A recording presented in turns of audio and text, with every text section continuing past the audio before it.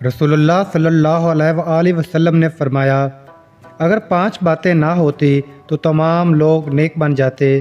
Number 1، جہالت پر قناعت کرنا۔ نمبر 2، دنیا کا حرص۔ نمبر 3، زائد چیز دینے میں بخل۔ نمبر 4، عمل میں ریاکاری۔ نمبر 5، اپنی رائے پر خوش ہونا۔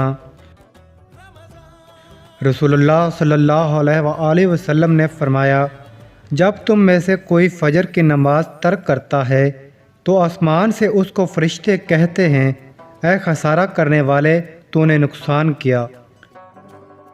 رسول اللہ صلی اللہ علیہ وآلہ وسلم نے فرمایا، جب کوئی شخص ظہر کی نماز ترک کرتا ہے تو فرشتہ آواز دیتا ہے، اے عہد شکن، تو نے وعدہ توڑا۔